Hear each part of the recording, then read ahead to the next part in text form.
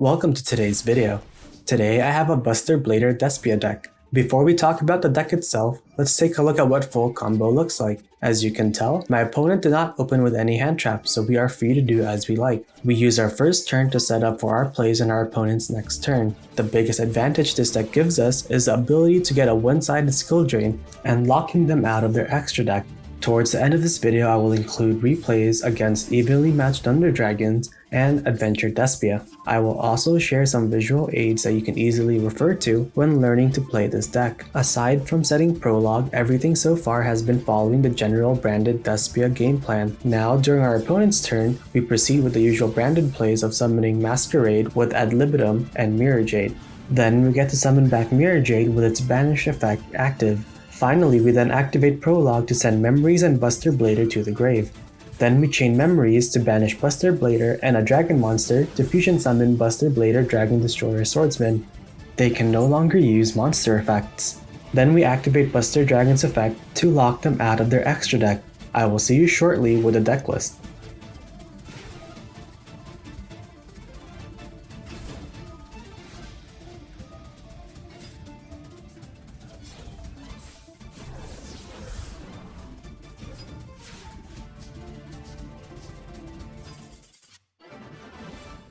So here is our deck list. As you can tell, this deck heavily counters monster-oriented decks. If you really want to play Buster Blader and you are facing many trap decks, I suggest replacing Maxi, Super Poly, and Destruction Sword Slash with backrow removal cards such as Red Reboot, Harpy's Feather Duster, Lightning Storm, Twin Twisters, and Cosmic Cyclone. As for our extra deck, we have the usual Branded Despia fusions, along with 2 Buster Blader fusions and 2 Buster Dragons. This deck has 2 main lines. Let's go over the Buster Blader line first. Buster Whelp is our 1-card starter. If we open with Whelp, we can just normal summon it to add Prologue to our hand. We link summon Linkuriboh to send Whelp to our grave, and then we set Prologue. During our opponent's turn, we can banish Prologue, sending Memories and Buster Blader to the grave to summon Buster Dragon. Then we chain Memories to banish Buster Blader and 1 Dragon monster, in this case Whelp, to fusion summon Buster Blader Dragon Destroyer Swordsman.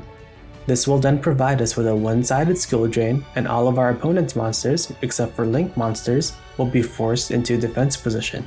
The second line goes into the Despia side of our deck. Many of the Despia cards require you to discard a card, so our main discard target should be Dragon Buster, Whelp, and extra copies of Branded Opening. We add Branded Fusion into our hand by normal or special summoning Aluber, then follow the usual Branded Dance into ending with Mirror Jade. Then you want to use Mirror Jade's effect to banish 1 monster to send Albion to the grave, so we can then set Branded in red during our end phase. Hopefully we open with a copy of either Trap Trick or Prologue so we can access our Buster Blader plays. On our opponent's turn, we can use Branded in red to summon Masquerade using Mirror Jade and Ad Libitum as material. Then we can summon Mirror Jade with Ad Libitum's effect. From here, we can just go into our Buster Blader lines.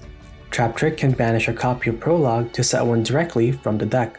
Then you can activate Prologue and chain Memories as previously discussed. So this is our end board. We have Masquerade taxing their every move, Mirror Jade can banish one of their monsters and set us up for an end phase Albaz play. If we have both Buster Blader and Buster Dragon, we have a one-sided skill drain. And if at any point we send Dragon Buster to the grave, Buster Dragon can then use its quick effect to equip it to our Buster Blader, locking our opponents from their extra deck. We can also protect our fusion monsters from destruction if we have Branded Opening in the grave. I think a combination of these 7 cards make up our ideal opening hand. This deck loves to go first, but it can do well going second if needed. If you like this format or have any ideas on how it can be improved, please let me know in the comment section below. As mentioned before, I will have an updated Nordic deck coming out next. Then I will be focusing on the new cards to see if they can get me to Diamond 1 this season. I hope you enjoyed the following replays, and as always, thanks for watching.